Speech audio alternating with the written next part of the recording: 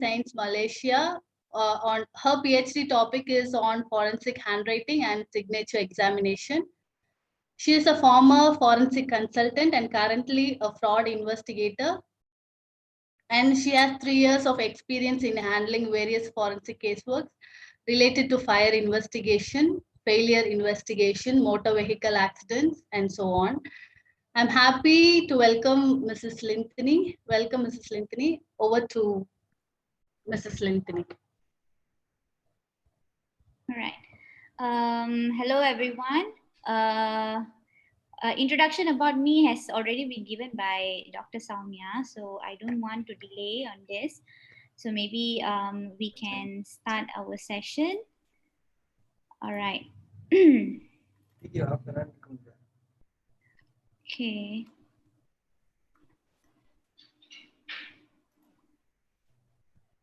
All right. So basically, today the topic will be on extracting information from a document, as in question document. All right. So you may be asking, what is the meaning of question document? Okay, it's actually a document which its reliability or source is in question. So meaning we don't know whether this the source of the document is unknown, and whether we can rely on the document or not is not sure. So the main objective or for a question document examiner is to determine the authorship of the document and also its authenticity. So this is the main two objective of question document examiner's job scope. Okay, here there is a diagram. So this is what basically we can find in a document. All right, the main thing is the substrate. The substrate meaning the medium on which the document is written or is printed. Right, so we may have printed details on a document. If it's not handwritten, then it will be printed. So it could be printed using various printing material. It can be printed using a inkjet printer, laser printer, typewriter, or whatsoever printing device that we have. The third thing is security features. This can be a watermark, a hologram, security thread, or some other security features. Normally, these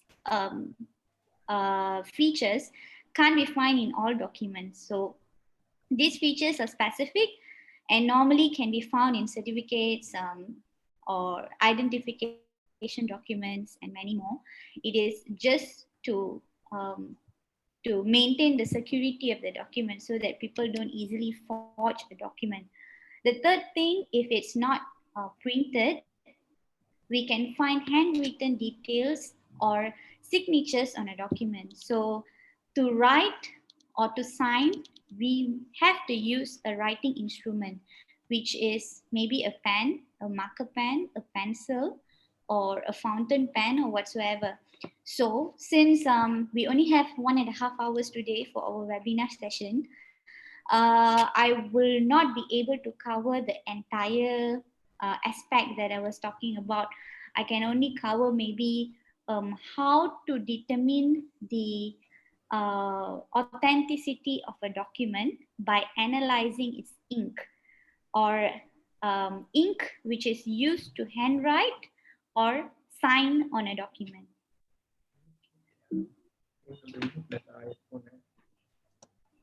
Okay, this is a forged document. It's a Google image. This example purpose, putting this in, all of you can understand the principle of ink analysis in forensic document examination. So originally, this check, the original entry is written as $960.38/100 only. When you see the number over here, it is originally written as 962.38, but there is a new entry which we can see here, circled in red, 38, and the wording 38,000. So when you see this document with naked eyes, the 38 and the written word 38,000 could look the same as the original entry of the document, meaning the ink, the properties of the ink, the color, and the features of the handwriting could look similar, but we know that it is forged. So our main objective here is to prove that this 38 and the handwritten word 38,000 is actually a new entry. It's not originally existing on the document. So it's a forged document, right? So in ink analysis, by analyzing the document, we can determine the type of instrument used to write. We can't determine the brand of the writing instrument, but we can basically tell maybe it was written using a ballpoint pen, a gel pen, a marker pen, or a fountain pen, or whatsoever. All right. And we can also prove that there is a new addition made to the original ink entry on the document. So this is the two main objectives of ink analysis. Okay, I've chosen two types of writing instrument for today's webinar, which is ballpoint pen and gel pen. The reason is because these are the two pens which are commonly in use currently. We don't usually use a gel pen for signing on a check, but yet some ballpoint pen may appear to look like gel pen under naked eyes. So before we go further, we have to understand on how a ballpoint pen works. Okay, so every pen has a reservoir with ink. Normally, ballpoint pen at the tip, there will be a roller ball. So when we are writing, this roller ball rotates, it touches the reservoir, so it will pick up the ink. And when it keeps rotating, when we write, the ink will touch the paper. And so when we write, the ink will stick on the paper substrate. All right. So this is how it is. The ink is transferred onto the paper. So when there is roller ball picking up the ink and transferring it onto the paper, we can expect striation marks. These are the striation marks like this, right? We can expect this to appear on the handwriting. But these marks can't be visible under naked eyes, meaning we have to have a optical device to enhance the image so that we can observe all these features and distinguish whether this ink was written by using a ballpoint pen or a gel pen, right? So the characteristic of a ballpoint pen ink is that it is very thick, meaning it's viscous, it's very sticky, and it is mainly made up of dyes, resins, and some volatile solvents, and it dries up really quickly. Okay, so the basic features that we can find on a ballpoint pen handwriting is, like I said, the striation. The striation comes from the roller ball on the tip, and due to its viscosity, you can find some skippings or short gaps like this in the handwriting. Not all, but if you see the entire handwriting skipping, and as a roller ball, when you stop or when you hesitate, you can sometimes find gooping. Gooping meaning there will be accumulation of ink on one spot of handwriting. And then you can find ribbon-like strokes like this. So it looks like a ribbon under microscope, okay? And you can also clearly observe the edges where you can observe the lighter strokes, right? On the contrary, if you see the gel pen ink, gel pen is basically very watery. The ink is very watery. So it flows very freely. So you can see all this when you write with high speed, you can see all these splash marks on your handwriting. And sometimes ink can accumulate in the middle or on the edge of the ink, on the edge of the handwriting. All right. So you can, from gel pen handwriting under microscope, you can find these three characteristics. There will be tracking effect. The darker portion here in the middle is called tracking effect. Homogeneous ink distribution, meaning it will be distributed evenly. You cannot really find all those skippings and halo in the handwriting. And then it will appear more diffused in the paper. So normally if you see gel pen, when you turn it to the back, you can still see some remnants at the back of the at the back of the paper. So this is one of the main characteristic of gel pen, but not all gel pen has this characteristic, but commonly, yes, you can find this. So that's the reason why we have to do ink analysis to distinguish the characteristic of the pen ink entries, right?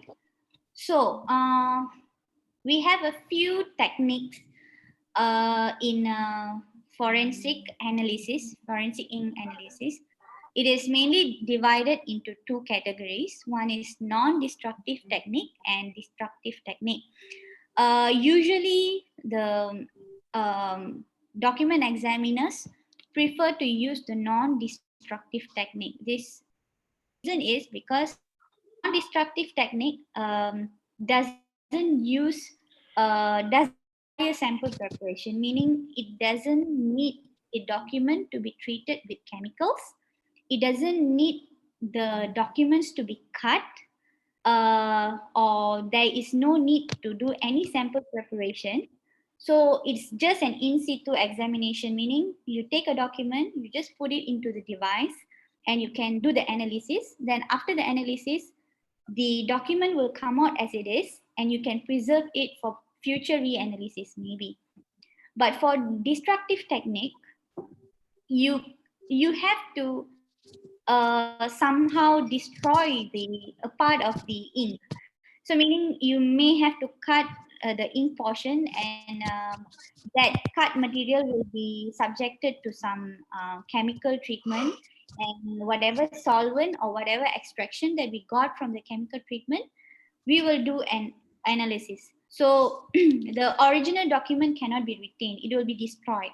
So we can't use it for future reanalysis, we can't preserve the document. So that's the reason why non-destructive techniques are more preferred. All right. For ink analysis, we have a few devices that is commonly used to distinguish ink on a document. And for this destructive technique, there's a few, but commonly we use thin layer chromatography for ink analysis. All right. Okay, we will see one by one. All right, this is a stereo microscope. We don't usually use a the desk microscope, as in the ones that we use to observe cells. This is a different microscope. This is called stereo microscope. So the main purpose of this microscopic test is to magnify the handwriting so that we can see minute details in the handwriting, like just now, as I said, the tracking effect, the halo or the skipping, the striation marks, and everything could be visible when it is observed under this microscope. So it is mainly to observe the ink morphology visually. So we can only collect the morphology of the ink, but we can't conclusive. It's actually a presumptive test, I would say. It's a presumptive test. So you just observe it under microscope and you can just say whether it is a gel pen ink or a ballpoint ink. All right. If in the same forged document, both ink entries, meaning the original ink entry and the newly entered ink entry, is both written using gel pen ink, then when you observe the document under the microscope, you can only say that both the entries are written using a gel pen ink. So you cannot go on further to explain whether these two ink or these two instruments are different. All right. So the next is video spectral comparator. All right. This is a device where you can commonly find in most of the document examination lab. All right. The reason why this is very useful for ink analysis is because all inks has its own luminescent or fluorescent property. So in the ink, there is pigments or dye substance or some other constituents which can excite at a particular wavelength. So when a particular wavelength is applied onto the ink, you can find a different kind of glow onto the ink. So under naked eye, you cannot detect this glow. You have to have a specific device like a video spectral comparator for this purpose. And this device is very versatile. It's not only useful for ink analysis, we can also view security features such as halograms, security threads, and everything under this video spectral comparator. It comes with a different, it comes with many types of lighting, okay? There is visible lighting, infrared luminescence, and UV lighting. So there's many type of lighting. All these lights comes actually illuminates at different wavelengths, okay? Okay, and a part of the illumination, there is also different direction, which is all these 5 direction has its own function, like coaxial light, lights from the side, and then transmitted lighting, oblique lighting. Oblique lighting is 45 degrees lighting. So it is placed in a 45 degrees angle so that if there's any indentation to the handwriting, you can observe it. So if there is any new entries on top of the handwriting, you can still observe it. All right. So like I said just now, each and every ink have its own luminescent property. Maybe let's say a manufacturer has produced 3 different types of pen ink. Pen ink brand A, pen ink brand B, and pen ink brand C. So brand A could have all the pens from brand A could have the same properties. The manufacturer for brand B, inks from brand B could have the same properties. So likewise, brand C could have the same properties. So from this analysis, we cannot determine the brand of the ink, but we can only say that this is a different ink. All right, maybe the next slides will show you a lot of examples, so you will understand further on how actually it works. Okay, this is the basic configuration of a video spectral comparator. There will be a VSE. So this real image here, let's say it's a forged document. Maybe it is written as 10,000, but there's an additional stroke on the top and there's a crossbar additionally entered. So it is forged from 10,000 ringgit or 10,000 currency. It is forged into 70,000, right?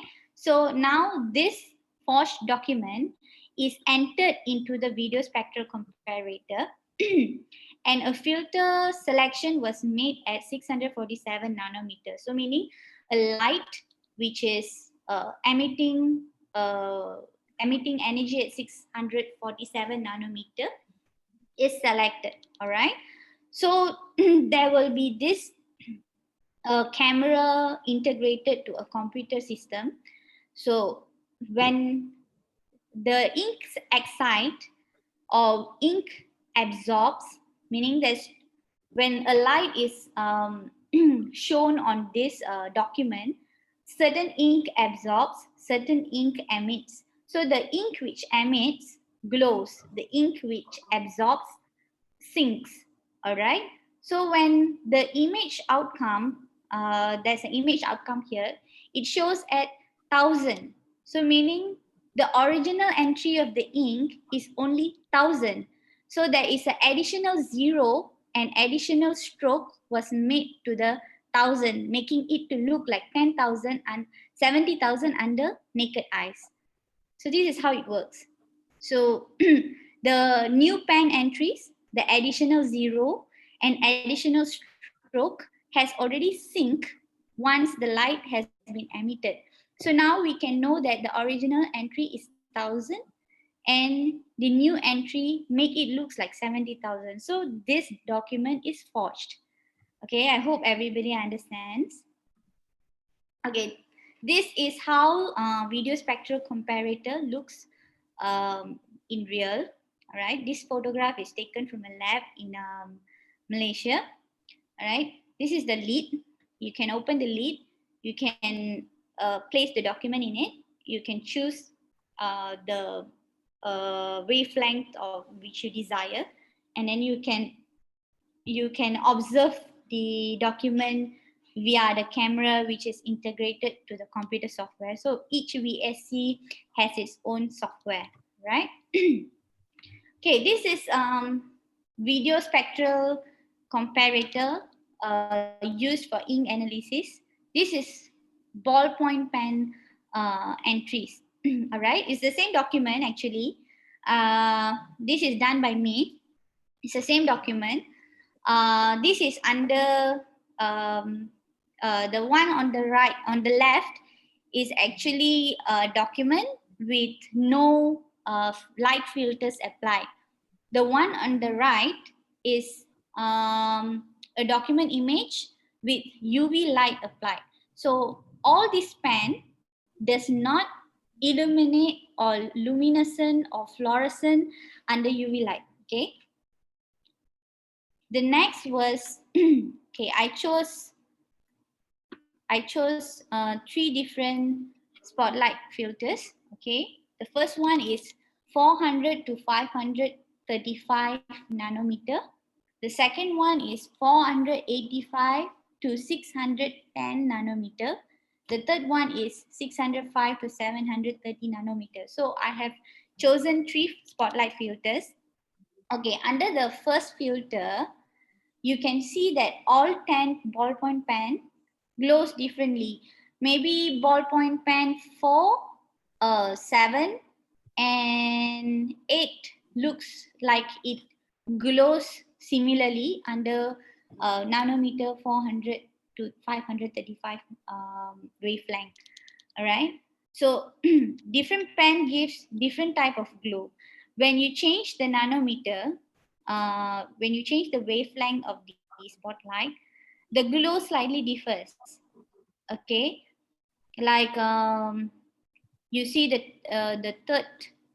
the fourth okay, this one, the fourth ink entry, it actually goes nearly visible, meaning it absorbs more light when the spotlight filters was changed. So under 600 to 730 nanometer or wavelength, it shows different properties. So under each wavelength, it will glow differently. This is the main advantage of VSE to prove that there is a new ink entry on a document. So in a way, it can prove whether the document was forged or not forged. Okay, this is actually this is a gel pen ink entry. Sorry. Okay, this is a gel pen ink entry. Likewise, like the configuration just now, on the left is document without any filter. On the right, document with UV light filter. Okay, none of them glow. But under the 3 different wavelength or spotlight filters that I've chosen, none glows except for the second, third, and fourth ink entry under 605 to 730 nanometer spotlight filters. So meaning only these 3 gel pens could glow under video spectral comparator. Okay, so maybe basically you all have the idea of how video spectral comparator works. Okay, this is a photograph taken from a textbook, Kelly and Lindbergh. All right, they have written on a paper using 3 types of pen or 3 ink entries with unknown pen source. So they write it as ink 1, ink 2, and ink 3. And then when they illuminate it using infrared luminescence, okay, the light filter was between 530 to 700 nanometer. Within a few seconds, the second ink and the third ink started to glow. All right.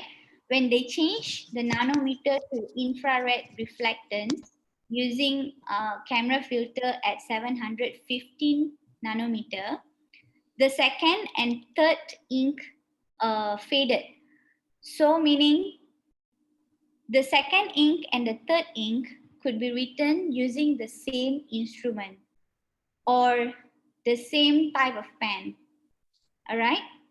So this can distinguish the pen ink of 1, 2, and 3. We can say that 2 and 3 was written using the same pen and 1 using different pen.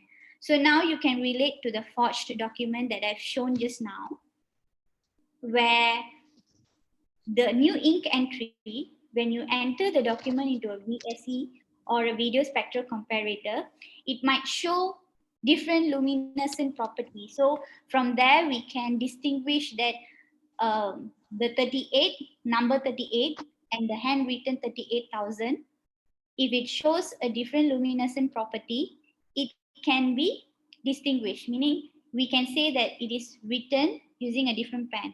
And so we can prove that the document was forged. Okay, this is another example.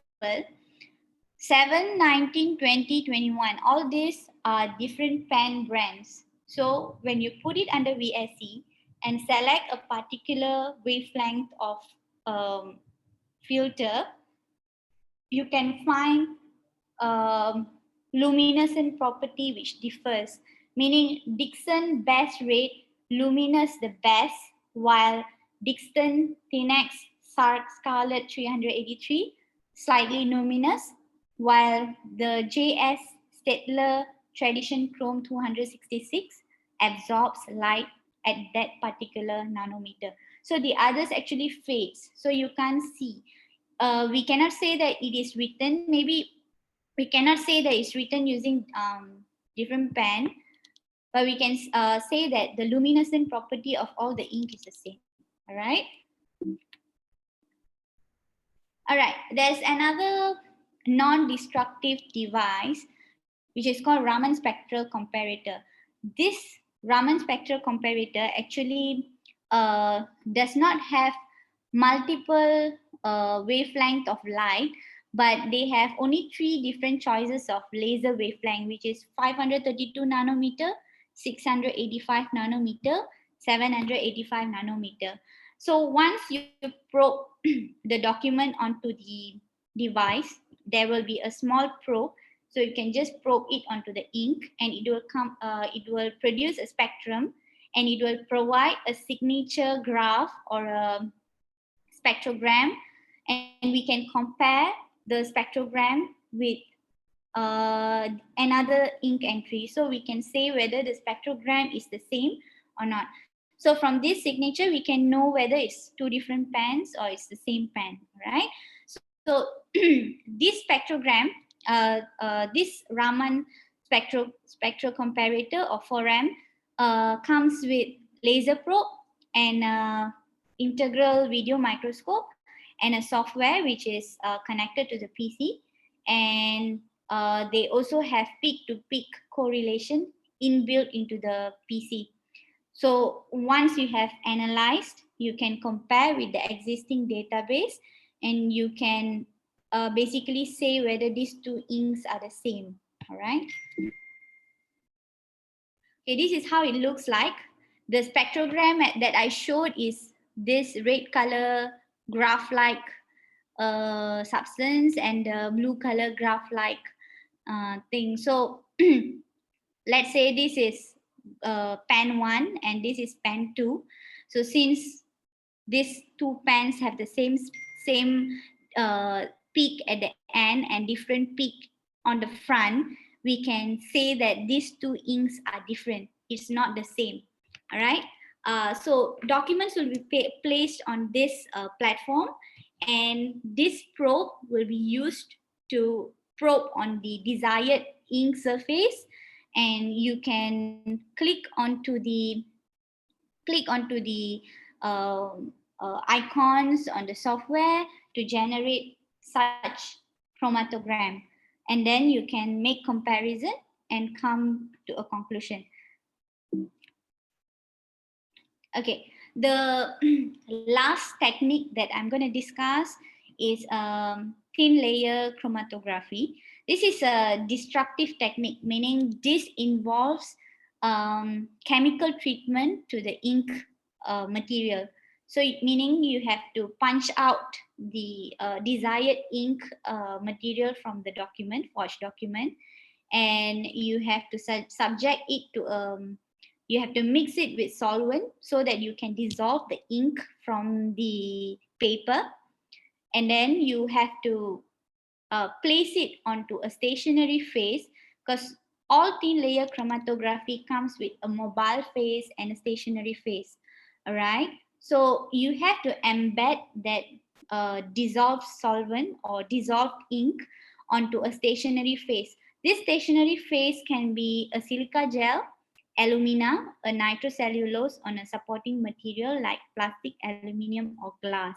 It will just look like a medium where you just have to embed that ink onto the medium and place it into a solvent which is called liquid mobile phase. And then after some time, it will be placed in a closed chamber.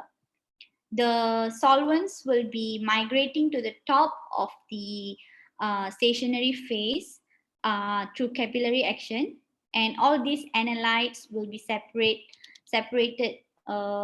based on the affinity onto the stationary phase or the supporting material that we have used. Okay.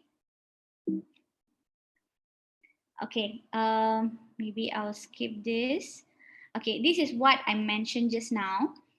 Once you have punched out the ink material from the forged document, you will have to dissolve it using specific solvent, and you will have to spot it at the bottom of the, okay, the square material is actually the stationary phase. It will look like a glass with alumina surface on it, all right, embedded on it.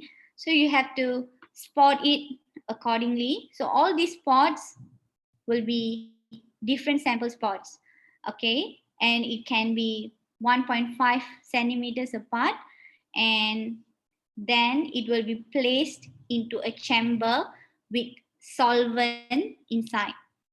So once it is placed, the solvent material will migrate to the top,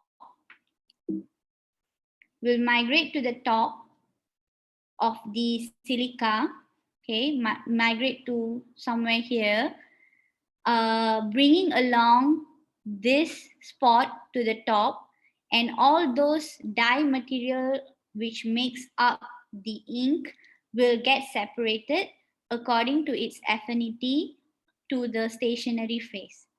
All right. So for each migration, we will be calculating the retention factor. This is how we calculate. This is the formula used to calculate the retention factor, where the ink components from its origin, the distance traveled, and then will be divided by the solvent travel to the top. Okay, let's say okay, now this is the chromatogram. I have spotted the, originally I spotted the ink material at the bottom of the chromatogram. and I let it run on a mobile face for about half an hour, and the mobile face has migrated to the line on top. So I have to calculate the distance between this spot, the original location of the spot, to the top where the solvent has migrated. So that will be this. That will be the distance traveled by the solvent front from the origin. Okay, and then there is an analyte here. If it's visible, let's say this is a blue one. It's a dye material, it's a component. So we can measure the distance of the spot to the place where you can find the dye material. This distance will be divided by the distance traveled by the solvent front, and then you will get the retention factor. So you can compare the retention factor of ink analytes A to ink analytes B, and you can say whether it's the same. If it's the same, then the retention factor will be the same. If it's not, the retention factor will differ. Okay. All right. So this is how a chromatogram will actually look like. And if you have 10 blue ink samples and you have spotted and you let it to migrate in the solvent, it will divide itself into all the combination of dye material that we use to produce the ink. So we can say that let's say ink number 8 is made up of two types of purplish dye material, one type of bluish, light blue dye material, and two types of different blue dye material. So there's 5 types of dye material making up one ink sample. All right. So let's say now we can compare number 8, number 9, number 12, and number 15 could be from the same ink samples, because the pattern of migration, the color of ink samples, the color of dye materials are the same. Okay, darker and lighter is one thing because it depends on the quantity of dye material which is used to produce the ink. So this number 10 is unique. We can say that this ink number 10 is not similar to any of the ink which is used in this thin layer chromatography analysis. All right, this is how we analyze ink, and we can say whether the two ink entries that we found on a forged document is the same or it's not. All right. Okay, these are the references that I've used in my research, and a few that I've used on this slide preparation. So that's it for today. Thank you. If you have any questions, you can raise it. I will try to answer.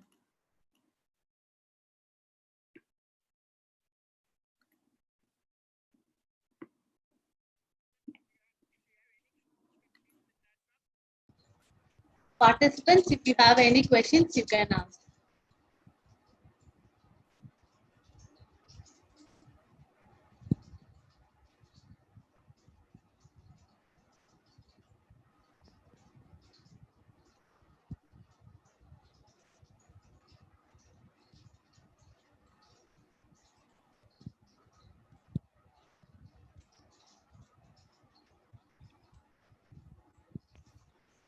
Okay, they are typing the questions in chat. Okay. Can I read? Yeah, can sure. I read No for problem. you? Yeah. Yeah, no problem. First question is how to find the signature mismatch. Okay, for signature mismatch, we have a different set of standards and different methodology for signature comparison.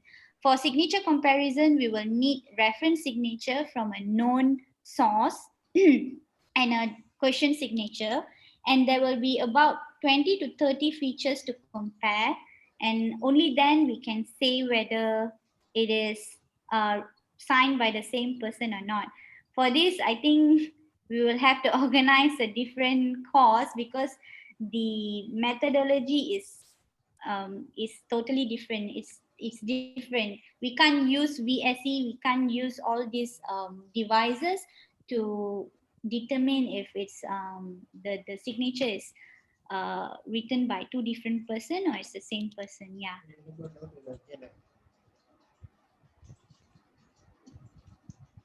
Okay. We have many questions. Yeah, I can see here.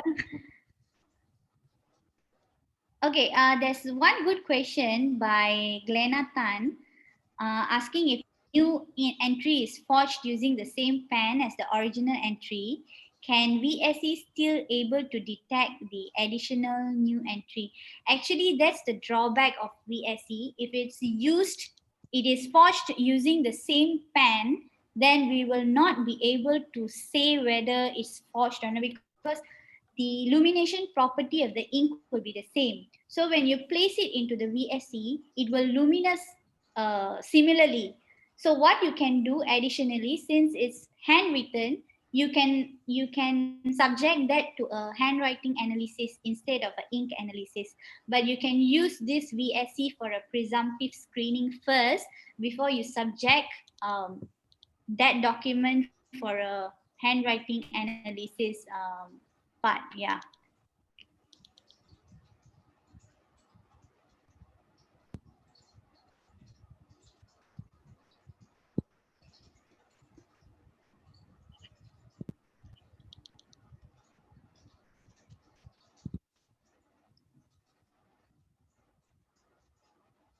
Yeah, I think I've answered Mr. Nasrin Nahar's question, asking that whether using VSE, the document, if the document is used, forged using the same pen, if we can distinguish or not. Sadly, we can't distinguish since this VSE can only distinguish type of pen instrument used. So to distinguish further, we have to subject that to a handwriting analysis. So a handwriting analysis and handwriting analyst or a handwriting expert has to come in to verify the authenticity of the handwriting and also to compare. Yeah.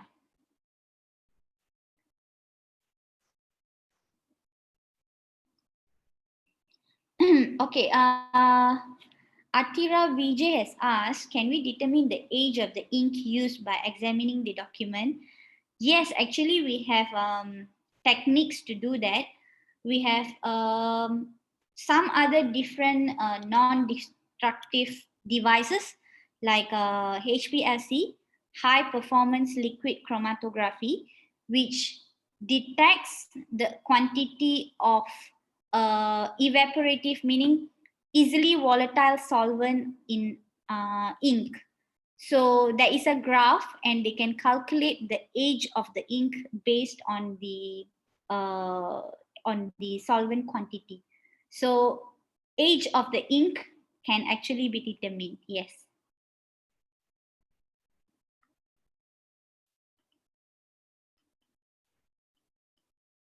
All right. Mr. Dinesh Ilangovan has asked, what are the precautions that has to be done to ensure that the question document is not damaged or assorted, how to store and retain for future analysis. Actually, each lab, they have their own way of storing or preserving documents. So what is the recommended procedure is to place it into a file or a hardcover, and you can't expose a document to through direct sunlight, because after some time the document will turn brittle. So you can just place it, meaning don't place a bundle of document together, place it one by one using a hardcover file or a file, and you can store it in a cabinet or a wardrobe. not exposed directly to sun. So that's the best way to store and preserve documents for future analysis. This is to retain the property of the ink and also the paper. Handwriting will not change. So if your purpose is to preserve the handwriting, then it's okay to store it together. But if the purpose is to retain the originality of the entire document, then it's best to store it separately in a file, not exposed under the sun.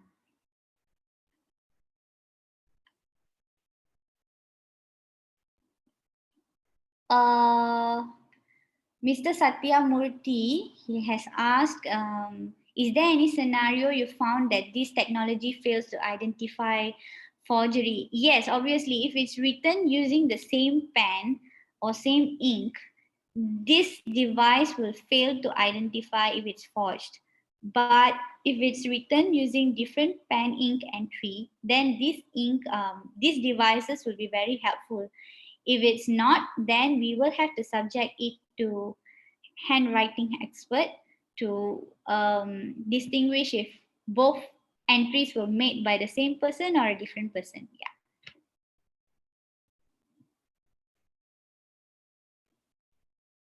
Okay.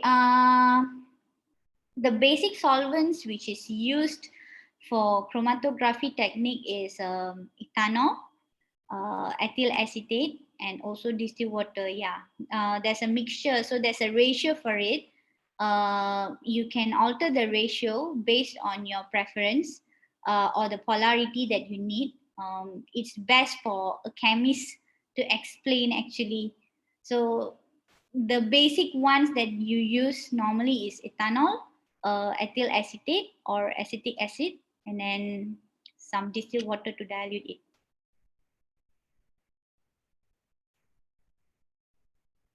Is it possible to analyze disappearing ink or invisible ink? Yeah, if let's say this disappearing ink, which I've shown just now, that doesn't mean that under one wavelength it disappears. Maybe with another wavelength it will luminous. So it depends highly on the property of the ink and the constituent of the ink. So if its constituent is to luminate at a different wavelength, say it's 700 nanometer wavelength, so it will illuminate there, but at 400 maybe it will disappear. So you have to play with the wavelength to see its property actually. So if the ink disappeared at one wavelength, you can try it using another wavelength to see if it luminous. So it will, from invisible, it will become visible eventually.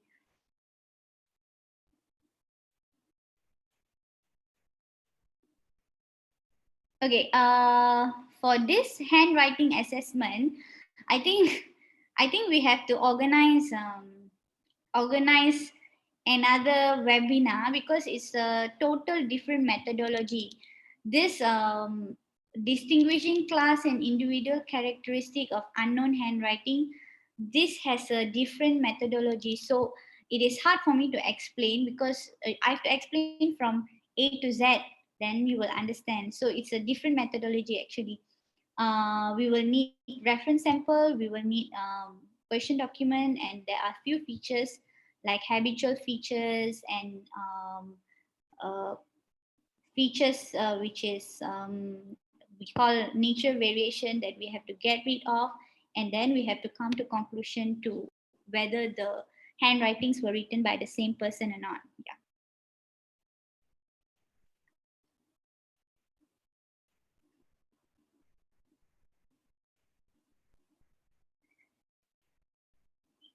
Okay. Legit reference libraries and database. I think one or Shafawani, you can find it in what you call. Wait, let me check for you. You can find it in the SOCDOC, meaning Scientific Working Group of Forensic Document Examiner. They have a website, so you can download their database and references to they have their own standard as well. For they have their guidelines, so you can make that for your own comparison for opinion rendering. Yeah.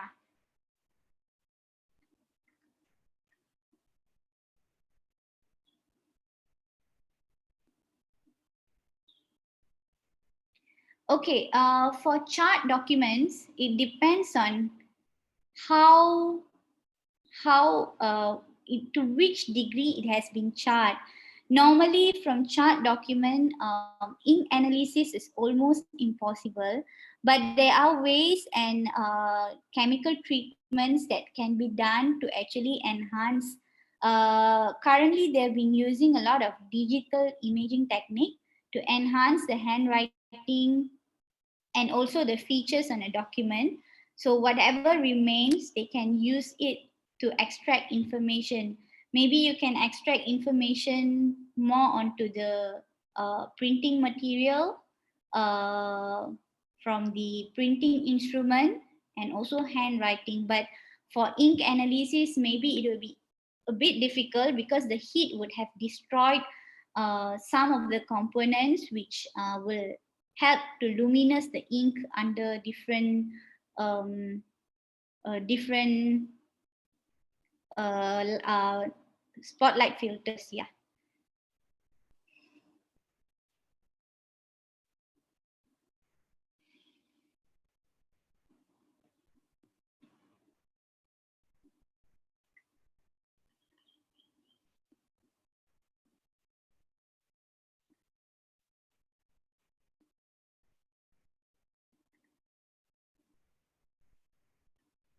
Okay.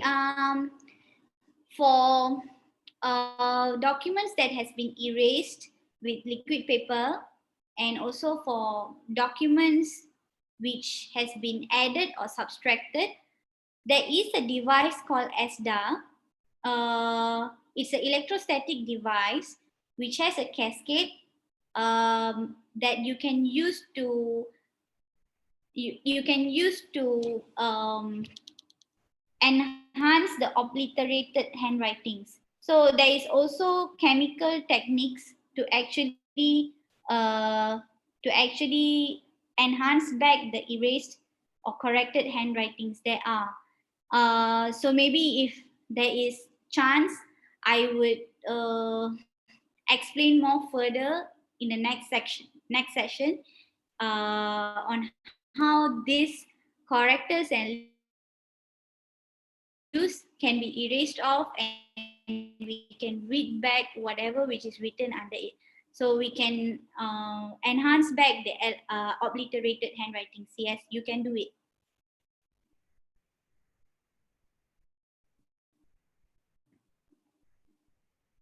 All right, for watermarks in VSC, you can use the oblique lighting technique, the oblique lighting, to actually identify how actually the watermark is made. For watermark identification cases, you may need a reference document with the same watermark.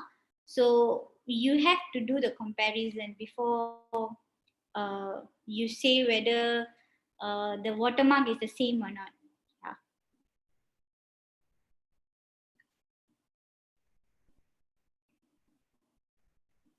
Okay, for digital signature, I've not encountered yet, but there are a few technique and researches being carried out for digital signatures. And for forensic document examiners, so far we don't deal with digital signatures. We only deal with all those handwriting signatures. So when it comes to digital signatures, I think it's better to go for digital forensic scientists who can and enhance and analyze the handwriting further. But as far as I know from digital signatures, we can actually determine the speed, the pressure, and everything. Yeah, there are techniques being done by digital forensic experts to compare digital signatures.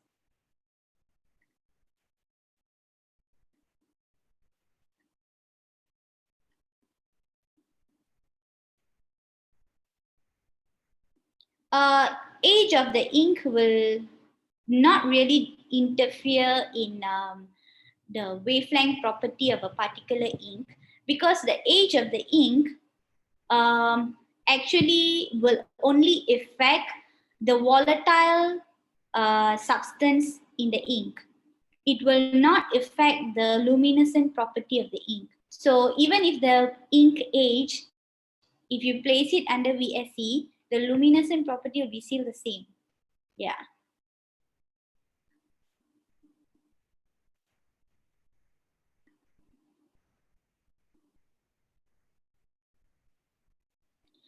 For printers, I don't think VSE could be used. VSE could be used to compare, but Forem, I mean Raman spectral comparator may be helpful because it comes up with a peak, so you can do a peak-to-peak correlation, and you can determine whether it was printed using the same printer or not, or else you can also use stereo microscope to see the property or morphology of the printed material. So you have to have a reference sample for it before you render a conclusion.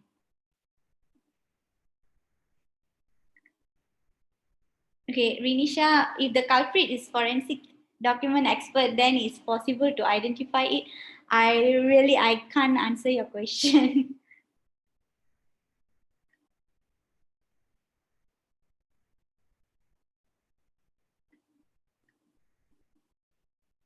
Obliteration meaning erasure of the handwriting from a document. So that's what we call obliteration. Try to erase the handwriting or a feature on the on the document. So we call it obliterated. Yeah.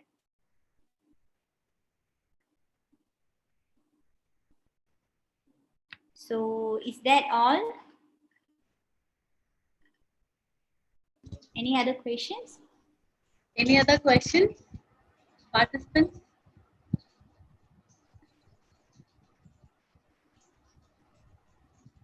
Lintini, I think we should have one more webinar on handwriting examination. Yeah, sure. I'll be very glad to do that. But Dr. Soumya, it will be better if we can do a practical session also, because handwriting and signature examination is best understood via practical session actually. Yes. So if it's possible, once this MCO or lockdown is over, I can get a whiteboard so that I can show to them on how to analyze handwriting and signatures. I think that will be better. Yeah, that will be very useful for them.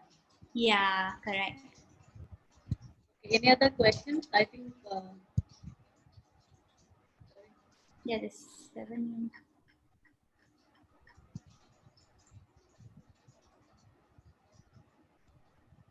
Okay, what is watermark? Actually, for some documents like certificates, you can see a blurry image at the background of the document. That is what we call watermark. So normally watermark will be individual from one batch of document to another batch of document. So I don't have an image to show you what is watermark. If I have, I'll share with you. Can you send me your email address, Miss Agustia Sigamani?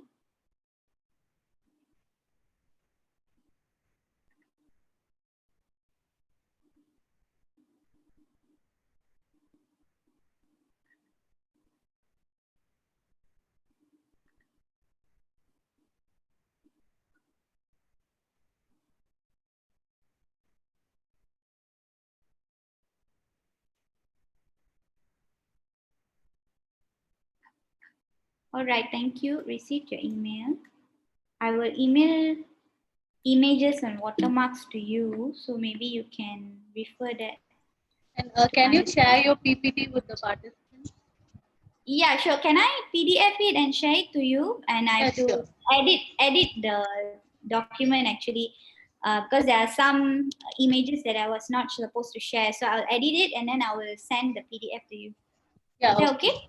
You can mail me so that I can share the.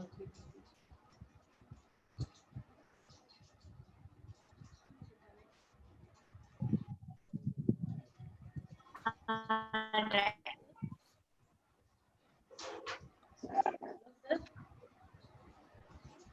Hello. Hello, Dr. Soumya, I will email it to you, maybe the PPT.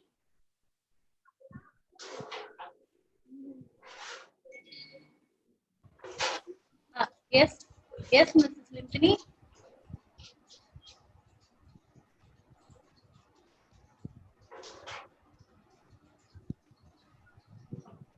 Hello.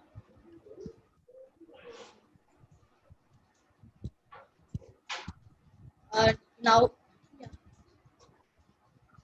Okay, now I invite Dr. Ranjit sir, our HOD, head of the department, digital sciences, to propose the vote of thanks.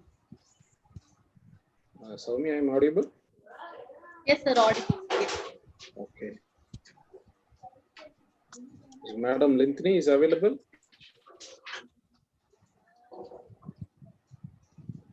It is disconnected, I think. She has been disconnected. Yes, Oh, she is there. connected. Yes. So, on behalf of the Department of Digital Sciences, Karunya Institute of Technology and Sciences, I would like to thank Madam Linthini Ganeshan for taking her time and giving a wonderful insight. I could find, so many questions that have been raised by the audience. So thank you for patiently answering all the questions, and gracious enough to accept one more session after the lockdown session. Thank you, Madam Linthini, for your time, for your valuable thoughts. And for today's session, I could find that, students and faculty members from other universities and colleges are also joined. So on behalf of Karunya Institute of Technology and Sciences, I would like to thank them also. And I would like to thank Soumya for taking initiative and connecting with Madam Linthini to make this session a successful one. So I would like to also thank Dr. MacLean, Sajju, and the other people who are behind in making this webinar success. Thank you so much.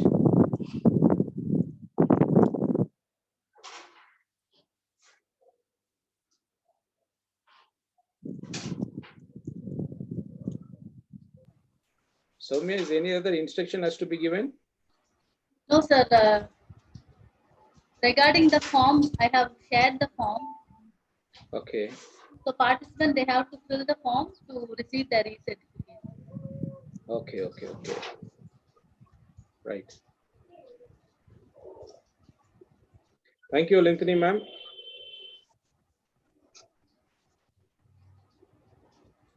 I think she has to. Yeah, she has time. No issues.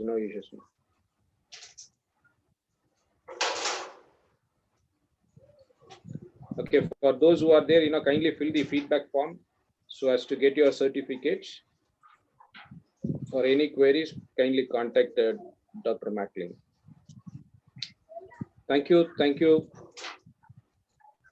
Sir, participants கொஞ்சம் அவங்க videos மட்டும் on பண்ண சொல்லுங்க. Yes, participants, those who are available right now, kindly switch on your video so that we can take a picture before we end this session. So kindly show your faces, okay?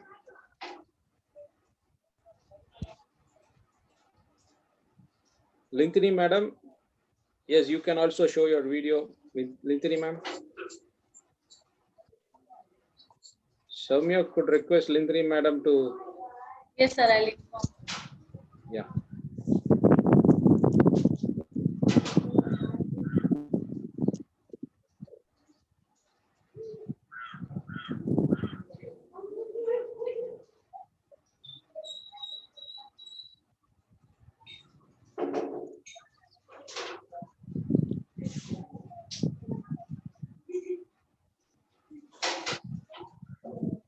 Dr. MacLean is there? No, sir, he is not available. He is not there. Okay, he has some problem. You have taken Soumya? A few more pictures. Yeah, but madam is not available. Ma'am page is not visible.